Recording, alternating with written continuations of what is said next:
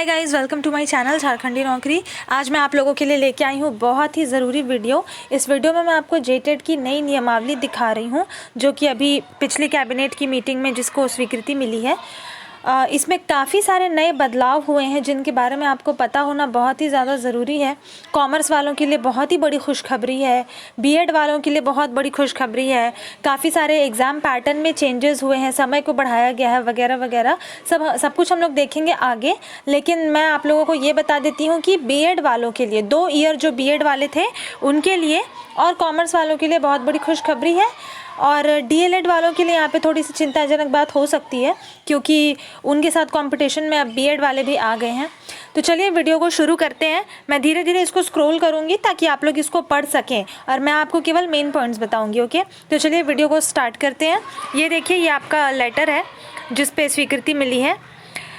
देखिए, इसके first paragraph में तो यही लिखा है कि इस नियमावली की ज़रूरत क्यों पड़ी। यहाँ पे बताया गया आपको कि जो प्राथमिक जो शिक्षक की ये थी नियमावली थी, उसी के अधीन जो है 2016 में भी परीक्षा कराई गई थी 12 और 13 वाली नियमावली के हिसाब से ही। लेकिन अभी जो है नई नियमावली बन रही है। पॉइंट 2 यहाँ पे काफ़ी इंपॉर्टेंट है। देखिए ध्यान से पॉइंट 2 को पढ़िए।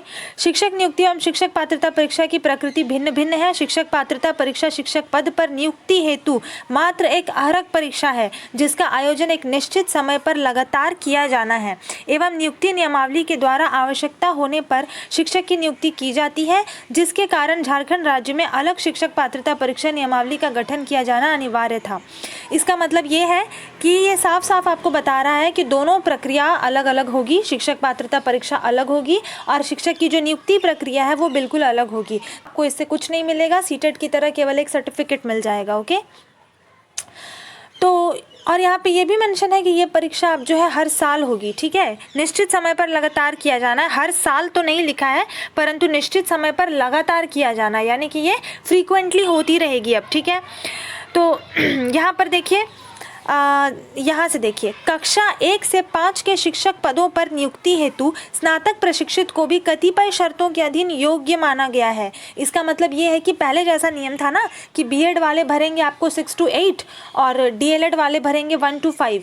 तो ये जो 2 ईयर बीएड कोर्स है, इन लोगों को जो है 1 to 5 के लिए भी एलिजिबल यहाँ पर माना गया है। ठीक है, तो ये यहाँ पे कोई कन्फ्यूजन की बात नहीं रही है। बीएड वाले बिल्कुल 1 to 5 का फॉर्म भर सकते हैं। ठीक है, ये सवाल आप लोग हमेशा पूछते थे कि क्या बीएड वाले 1 to 5 भर सकते हैं। यहाँ पे बिल्कुल इसको क्लियर कर दिया गया है कि बीएड वाले 1 to 5 को भर सकते हैं।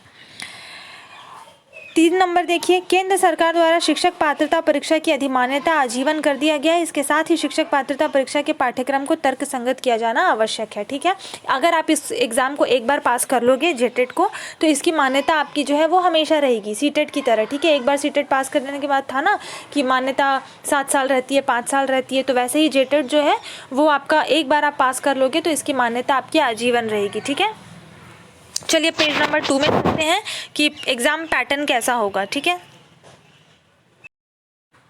ये देखिए गाइज, ये इसका इस अधिसूचना का ये पेज नंबर 2 है। देखिए यहाँ पे सबसे पहले लिखा है कि ये नियमावली शिक्षक पात्रता परीक्षा संशोधन नियमावली 2022 कही जाएगी। ठीक है, इसका विस्तार संपूर्ण राज्य में होगा।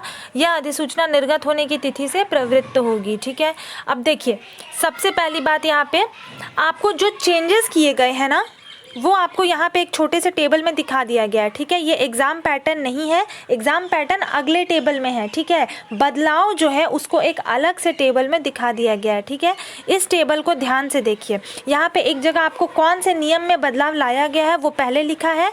सेकेंड वाले में आपको लिखा गया है कि अभी तक क्या चल रहा था।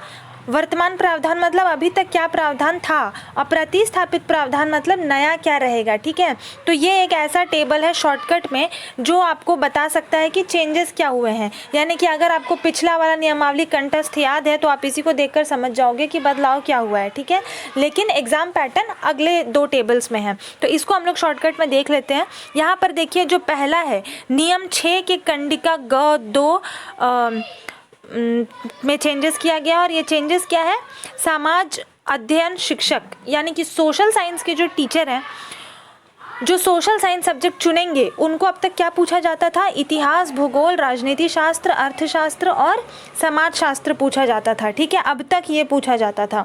अब इसमें बदलाव करके क्या लाया गया है, अब यहाँ पे पूछा जाएगा इतिहास, भूगोल, राजनीति शास्त्र, अर्थशास्त्र, समाज शास्त्र, लेखा शास्त्र, व्यापार अध्ययन। ठीक है, देख सकते हैं आप साफ साफ कि 2 सब्जेक्ट जो है कॉमर्स के डाले गए हैं। ठीक है, इतिहास, भूगोल, राजनीति शास्त्र, अर्थशास्त्र तो आपको हो गया सोशल साइंस के सब्जेक्ट्स। ठीक है, समाज शास्त्र तक। ठीक है, ये जो घ में लिखा हुआ है आपका लेखा शास्त्र। ठीक है, ये लेखा शास्त्र यानी कि अकाउंट्स होता है मेरे ख्याल से, और व्यापार अध्ययन होता है आपको बिजनेस स्टडीज़। ओके, तो ये 2 नए ऐड किए गए हैं, अब तक ये दोनों नहीं थे, लेखा शास्त्र और व्यापार अध्ययन। ठीक है, इन दोनों को अभी नया ऐड किया गया है। तो ये कॉमर्स वालों के लिए बहुत बड़ी खुशखबरी की बात है कि अब वो बिल्कुल बेझिझक सोशल साइंस का जो है एग्ज़ाम दे सकेंगे। अब तक काफ़ी ज़्यादा कन्फ्यूज़न थी, क्योंकि कॉमर्स वाले जो थे ना वो केवल इकोनॉमिक्स के टीचर बनने के लिए ही एलिजिबल हुआ करते थे, क्योंकि हिस्ट्री, सिविक्स और ज्योग्राफी तो उन्होंने पढ़ा नहीं था। कॉमर्स में केवल उनका एक सब्जेक्ट आता था, वो था इकोनॉमिक्स।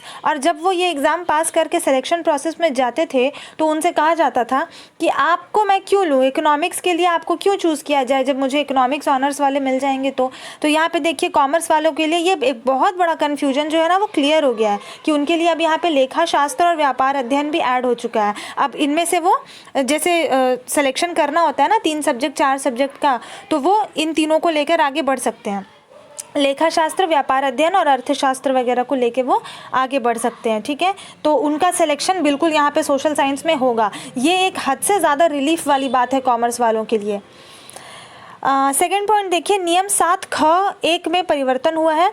क्या पहले अब तक क्या प्रावधान था कि प्राथमिक कक्षा 1 से 5 के लिए परीक्षा अवधि 2.5 घंटे की होती थी, अब ये परीक्षा अवधि कितनी हो जाएगी, 3 घंटे की हो जाएगी। ठीक है, तो ये हो गया आपका।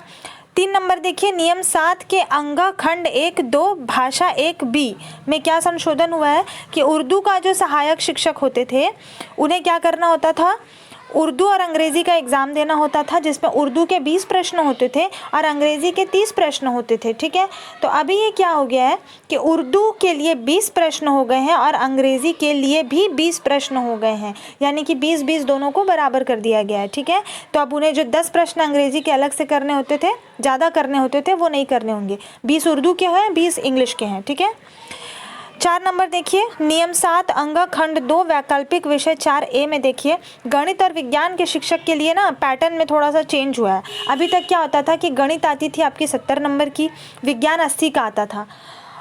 अभी भी वही अभी वैसा नहीं है। ठीक है, अभी है गणित 50 का, विज्ञान 100 का, यानी कि गणित के 20 नंबर उठा के डाल दिए गए हैं विज्ञान में। ओके, विज्ञान में जो नंबर का जो बंटवारा था वो कैसे हुआ था, आपको भौतिकी यानी कि फिजिक्स पूछी जाती थी 40 नंबर की, केमिस्ट्री पूछी जाती थी 40 नंबर की, जो वनस्पति होती है आपकी वो वनस्पति विज्ञान जिसको बोलते हैं वो पूछा जाता था 40 नंबर का, और जीव विज्ञान पूछा जाता था 40 नंबर का। अब ये पैटर्न बदल चुका है, अब क्या हो गया है, भौतिकी 50 नंबर की, रसायन 50 नंबर का, वनस्पति 50 का, जीव विज्ञान 50 का, कोई भी 2 विषय। ठीक है, आपको चारों के एग्जाम तो नहीं देने होते हैं। जिन लोगों ने PCM पढ़ा है 12 में, यानी कि फिजिक्स केमिस्ट्री मैथ्स पढ़ा है, वो लोग फिजिक्स और केमिस्ट्री लेते हैं, और जिन लोगों ने बायो साइंस पढ़ा है वो लोग वनस्पति विज्ञान और जीव विज्ञान लेते हैं। ठीक है, या फिर आपके मर्जी पे है, आप कोई भी 2 ले सकते हो। मैंने आपको एक जनरल बता दिया कि यूजुअली लोग ऐसा ही लेते हैं। जिन्होंने फिजिक्स केमिस्ट्री मैथ पढ़ा है वो फिजिक्स केमिस्ट्री चूज़ करते हैं, जिन्होंने बायो और मैथ्स पढ़ा होगा वो वैसे चूज़ करेंगे, बायो के दोनों चूज़ करेंगे। लेकिन आप पे कोई ऐसा कोई बाउंड्री नहीं है कि यही करना है। ठीक है, आप कोई भी 2 चूज़ कर सकते हैं। आप फिजिक्स और वनस्पति चूज़ कर सकते हैं, आप फिजिक्स और क्या बोलते हैं उसको, जीव चूज़ कर सकते हैं, जीव विज्ञान। ठीक है, तो कोई भी 2 आपको चूज़ करने हैं, लेकिन वो दोनों 50-50 नंबर के रहेंगे। पहले भी ऐसा ही था कि आपको 2 चूज़ करने होते थे, पर दोनों 40-40 नंबर के होते थे। अब दोनों 50-50 नंबर के हो गए हैं, और गणित जो 70 नंबर का हुआ करता था वो उसमें से 20 नंबर काट लिए गए हैं, अब वो सिर्फ 50 नंबर का होगा। यानी कि मैथ और साइंस के जो टीचर हैं उनको मैथ देना है 50 नंबर का, और साइंस के इन चारों भागों में से कोई भी 2 देना है 50-50 नंबर का। ठीक है, क्लियर हो गई ये चीज़ आपको। अब देखिए 5वां नियम में क्या बदलाव आया है, नियम 7 अंग खंड 2 वैकल्पिक विषय 4B में देखिए, यहाँ पे आपको सोशल साइंस के टीचर के लिए ये है, इतिहास आपको 50 नंबर का था, भूगोल 50 का था, राजनीति शास्त्र 50, अर्थशास्त्र 50, समाजशास्त्र 50 और कोई भी 3 विषय आपको लेने होते थे। ठीक है, अभी क्या हो गया, ये इतिहास 50 है, भूगोल 50 है, राजनीति शास्त्र 50 है, अर्थशास्त्र 50 है, समाजशास्त्र 50 है, लेखा शास्त्र 50 है, व्यापार अध्ययन 50 है और कोई भी 3 विषय आपने लेने हैं। ठीक है, ये ऊपर जो मैंने आपको दिखाया था ना, यहाँ पे ये देखिए 1 नंबर में कि आपको लेखा शास्त्र और व्यापार अध्ययन भी ऐड कर दिया गया है, तो अब ये दोनों भी शामिल है और आपको कोई भी 3 चूज़ करने हैं। तो कॉमर्स वाले खुशी खुशी ये तीनों ले लेंगे, लेखा शास्त्र, व्यापार अध्ययन और अर्थशास्त्र, उनके तीनों सब्जेक्ट होते हैं। ठीक है, तो ये तीनों ले लेंगे और सोशल साइंस वाले अपना इतिहास, भूगोल और कुछ भी ले लेंगे, बाकी तीनों में से अकाउंट्स और बिजनेस स्टडीज़ को छोड़कर। ठीक है, तो ये ख्याल रखिएगा कि सारे सब्जेक्ट्स में से आपको 3 चूज़ करने हैं,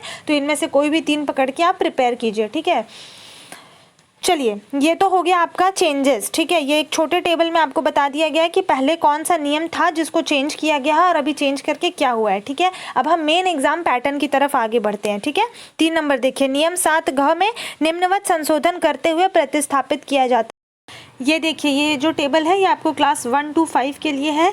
ध्यान रखिएगा, आपको ये दूसरा वाला देखना है, पीछे वाला जिसमें ये लिखा है ना प्रतिस्थापित प्रावधान, ये बड़ा सा ये वाला, ये देखना है आपको। इस बिल्कुल भी आगे वाला मत देखिएगा, आगे वाला वो आपको ये बता रहा है कि पहले क्या हुआ करता था, उस पर आपको ध्यान नहीं देना है, प्रतिस्थापित प्रावधान को आपने देखना है। ठीक है, तो क्लास 1 to 5 के लिए देखिए यहाँ पर क्या लिखा हुआ है कि बाल विकास एवं शिक्षण पद्धति जो है 20 क्वेश्चन रहेंगे, 20 नंबर के रहेंगे, यानी कि हर क्वेश्चन 1 नंबर का रहेगा।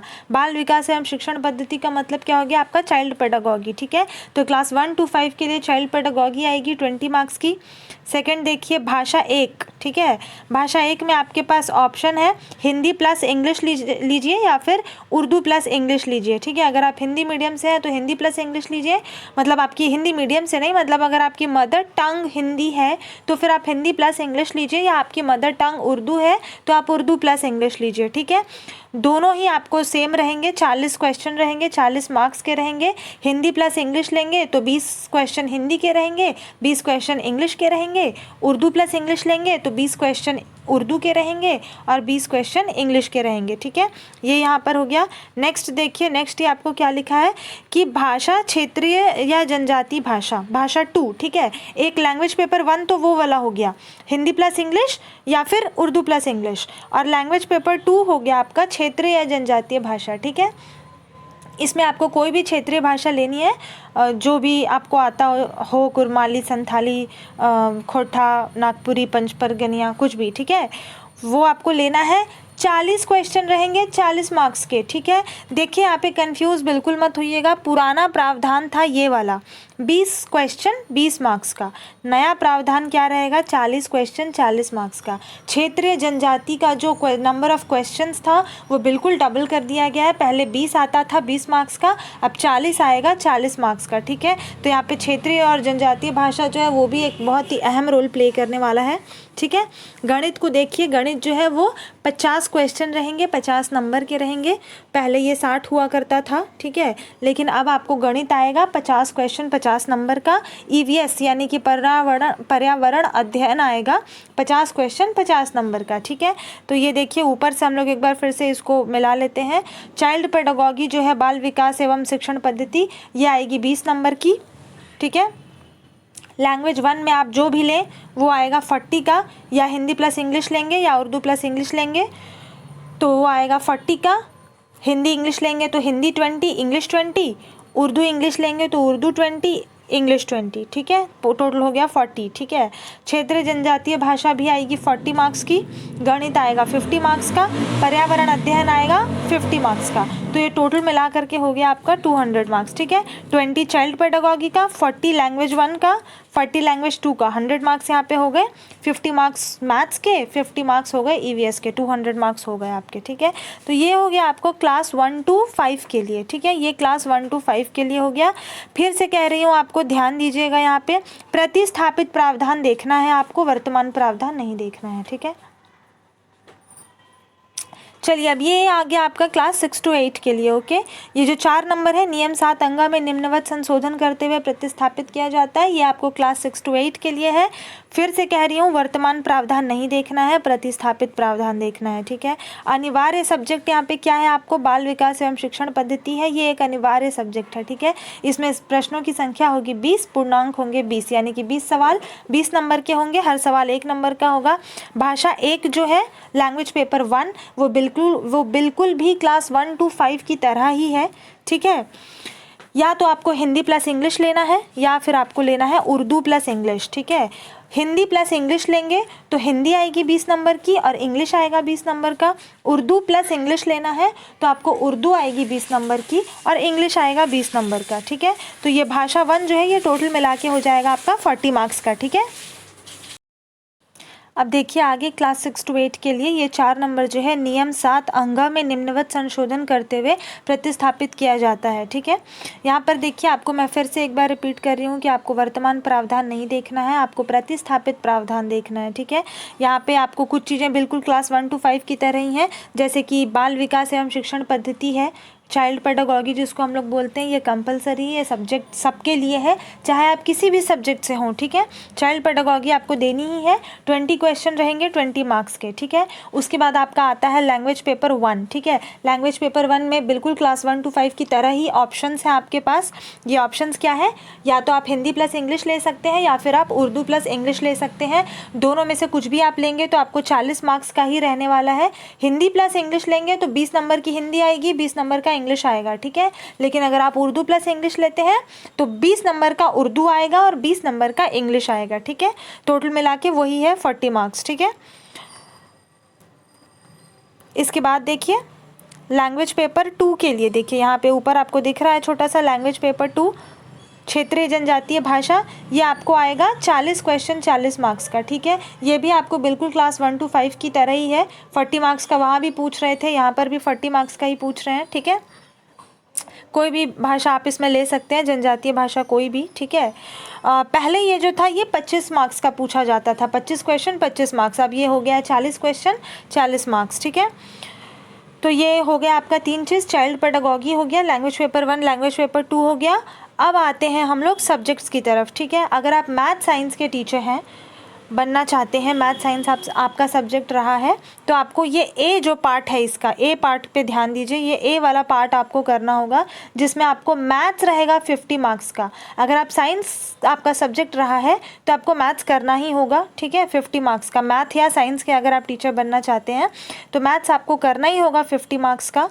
ठीक है, विज्ञान का पेपर जो है वो 100 मार्क्स का रहेगा। इसके अंदर 4 सब्जेक्ट्स हैं। ठीक है, फिजिक्स है, केमिस्ट्री है, वनस्पति है, जीव विज्ञान है, इनमें से कोई भी 2 विषय आप चूज़ कर सकते हैं। ठीक है, या तो आप फिजिक्स केमिस्ट्री ले लीजिए, या फिजिक्स और वनस्पति विज्ञान ले लीजिए, या फिजिक्स और जीव विज्ञान ले लीजिए, या केमिस्ट्री और वनस्पति ले लीजिए, केमिस्ट्री और जीव ले लीजिए, या फिर वनस्पति और जीव ले लीजिए। ठीक है, तो इस तरीके से आपको चारों में से कोई भी 2, एनी 2 ऑफ द 4 आपको सेलेक्ट करना है। ठीक है, अपनी पसंद से आपको 4 में से कोई भी 2 सेलेक्ट करना है और उन दोनों के एग्ज़ाम जो है आपके 50-50 नंबर के होंगे। जैसे कि मान लीजिए मैंने 12 में PCM पढ़ा है, फिजिक्स केमिस्ट्री मैथ, तो मैथ तो मुझे देना ही है 50 मार्क्स का, जो यहाँ पे कंपलसरी है सारे मैथ साइंस के टीचर के लिए।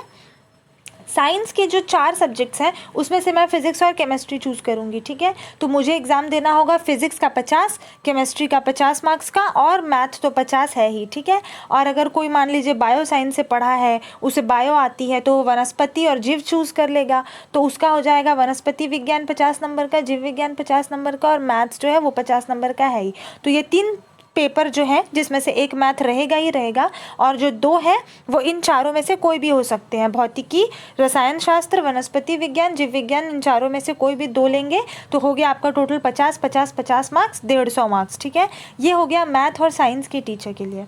अभी नेक्स्ट देखिए, नेक्स्ट है आपका समाज अध्ययन शिक्षक के लिए, यानी कि सोशल साइंस के टीचर के लिए।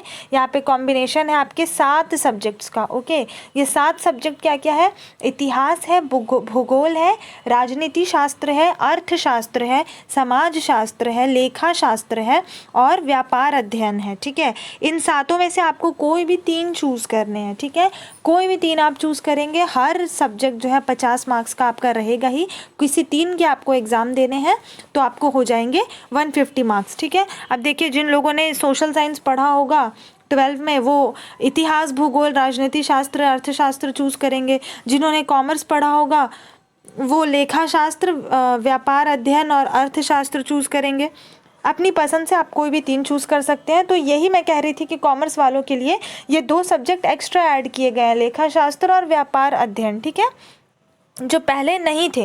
पहले आपको केवल सोशल साइंस के ही 4 सब्जेक्ट थे। अभी यहाँ पर क्या किया गया, कॉमर्स वालों के लिए 2 सब्जेक्ट और डाल दिए गए हैं, लेखा शास्त्र और व्यापार अध्ययन। ठीक है, तो उनके लिए ये काफ़ी आसानी हो गई है कि अब वो आराम से अपने वाले सब्जेक्ट्स के 3 पेपर जो है वो चूज़ कर लेंगे इसमें से। ठीक है, ये उनका हो जाएगा 150 मार्क्स का। ठीक है, सातों में से कोई भी 3 आपको सेलेक्ट करने हैं, ये होगा 150 मार्क्स का। ओके, अब देखिए यहाँ पे भाषा के शिक्षक के लिए क्या प्रावधान है।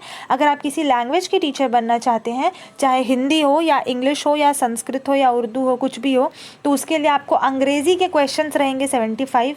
ठीक है, चाहे आप किसी भी लैंग्वेज के टीचर बनना चाहते हो, अंग्रेज़ी आपको देनी ही होगी 75 क्वेश्चंस। ठीक है, और उसके अलावा जो भी आपका सब्जेक्ट है, संस्कृत है या हिंदी है या उर्दू है या अन्य जो भी संबंधित भाषा है, वो रहेगा 75 का। ठीक है, मान लीजिए कोई संस्कृत का टीचर बनना चाहता है तो उसे 75 क्वेश्चन करने होंगे अंग्रेज़ी के और 75 क्वेश्चन करने होंगे संस्कृत के। तो ये टोटल मिला के हो जाएंगे आपके 150। तो ये ओवरऑल आपके मार्क्स कितने हो गए, 250 हो गए। ठीक है, ध्यान रहे ये ऑप्शंस है। ठीक है, A, B या C। ठीक है, आपको किसी एक ही चीज़ के आप टीचर बन सकते हो ना, या तो मैथ साइंस के बनोगे या फिर सोशल साइंस के बनोगे या फिर आप लैंग्वेज पेपर के बनोगे। तो ये तीनों में से कोई एक आपका हो सकता है, जो भी आपका सब्जेक्ट है उसके हिसाब से चूज़ करना होता है।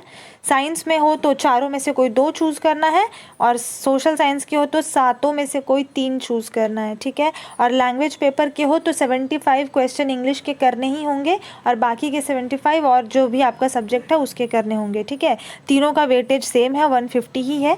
ठीक है, ये ओवरऑल आपका 250 हो रहा है। कैसे हो रहा है, 150 इधर से आपके अपने सब्जेक्ट से, ये मान लीजिए साइंस है किसी का तो 150 साइंस से, 40 मार्क्स आपके क्षेत्रीय जनजातीय भाषा से 190 हो गए, 40 मार्क्स आपके लैंग्वेज पेपर 1 से, जिसमें आपको हिंदी प्लस इंग्लिश या फिर उर्दू प्लस इंग्लिश लेना है, तो 40 वहाँ से हो जाएंगे। तो कितना हो गया, 190 प्लस 40 230 हो गए, और 20 मार्क्स चाइल्ड पेडागोगी के। ठीक है, तो ये कंप्लीट हो गए हैं आपके 250 मार्क्स। ठीक है, अब देखिए यहाँ पे एक नोट दिया है आपके लिए जो कि बहुत ही ध्यान देने लायक चीज़ है। विज्ञान विषयों एवं सामाजिक विज्ञान के विषयों के लिए क्रमशः 4 एवं 7 खंड होंगे, जिसमें 2 या 3 खंड का उत्तर देना अनिवार्य होगा। ठीक है, वही बात जो ऊपर लिखी है वही बात एक बार फिर से मेंशन किया गया है कि विज्ञान अगर सब्जेक्ट है तो 4 खंड होंगे। ये खंड क्या क्या है, भौतिक, रसायन, वनस्पति विज्ञान, जीव विज्ञान। करने आपको केवल 2 ही हैं, वो 2 आप फॉर्म में फिल करवाएंगे आपसे वो लोग कि कौन से 2 आप चूज़ कर रहे हैं। फिर आपको उन्हीं क्वेश्चन को उसी सेक्शन के क्वेश्चन को देखकर OMR में फिल करना होगा। ठीक है, जैसे सीटेट में होता है ना, वैसे अगर आपने कभी सीटेट अपेयर किया होगा तो आपको पता होगा। ठीक है, तो अपना आपने क्या डाला है उस हिसाब से आपको उसी का आंसर करना है। ठीक है, और सामाजिक विज्ञान से अगर आप हैं तो 7 खंड होंगे। ये 7 खंड क्या क्या हैं, इतिहास है, भूगोल है, राजनीति शास्त्र है, अर्थशास्त्र है, समाज शास्त्र है, लेखा शास्त्र है और व्यापार अध्ययन है। ये 7 खंड होंगे, करने आपको केवल 3 ही हैं। ठीक है, ये नोट आपको ये बार बार बता रहा है। ठीक है, कि गलती से आप सारा मत कर दीजिएगा या फिर कोई एक ही ना कर दीजिएगा, मतलब कोई भी कन्फ्यूजन हो सकता है। तो ये चीज़ आपको ये बार बार बता रहे हैं कि विज्ञान के लिए 4 खंड हैं, कोई 2 ही करने हैं। सामाजिक विज्ञान के लिए 7 खंड हैं, कोई 3 ही करने हैं। ठीक है, अब देखिए यहाँ पे 5 नंबर क्या लिखा है। 5 नंबर में यहाँ पर आपको लिखा है कि ये जो नियम 7 घ एवं अंग में भाषा 2 अंतर्गत वर्णित क्षेत्र एवं जनजातीय भाषा कार्मिक प्रशासनिक सुधार तथा राजभाषा विभाग के अधिसूचना इतना द्वारा चिन्हित जिलावार क्षेत्रीय जनजातीय भाषा के अनुरूप होगी। शिक्षक पद पर नियुक्ति हेतु अभ्यर्थी को आवेदित जिला के लिए अनुमान्य क्षेत्रीय जनजातीय भाषाओं में से किसी एक भाषा में परीक्षा देना अनिवार्य होगा।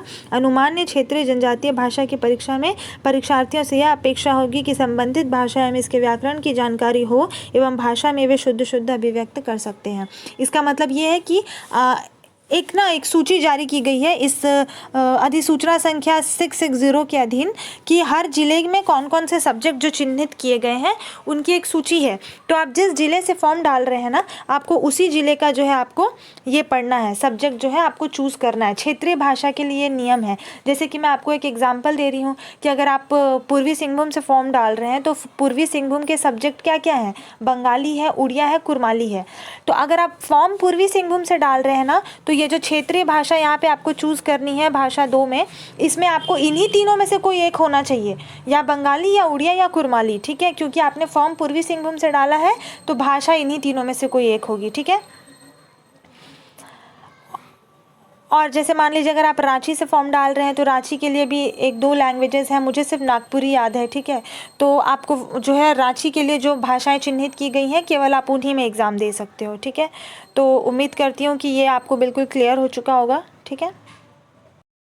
ये देखिए पॉइंट नंबर 6 जो है ये बहुत ही ज़्यादा इम्पॉर्टेंट है, ठीक है।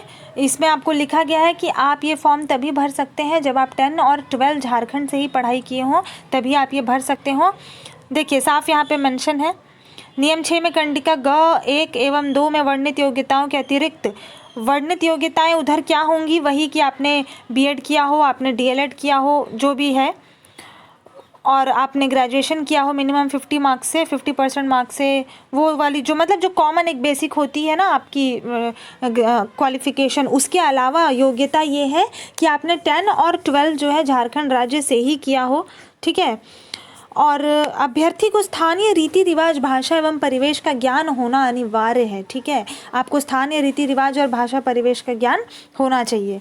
परंतु यह कि झारखंड राज्य की आरक्षण नीति से आच्छादित अभ्यर्थियों के मामले में झारखंड राज्य के में अवस्थित मान्यता प्राप्त शैक्षणिक संस्थान से मैट्रिक 10वीं इंटरमीडिएट कक्षा उत्तीर्ण होने संबंधी प्रावधान शिथिल रहेगा। इसका मतलब ये है कि अगर आप आरक्षण में आते हैं, यानी कि ST SC या OBC हैं और आपके पास स्थानीय है, आपके पास जाति प्रमाण पत्र है, तो फिर आप 10-12 बाहर से भी पढ़े हो तो चलेगा। लेकिन अगर आप जनरल कैंडिडेट हैं तो फिर आपका 10-12 यहाँ से पढ़ा होना बहुत इम्पॉर्टेंट है, ठीक है। चलिए आगे देखते हैं।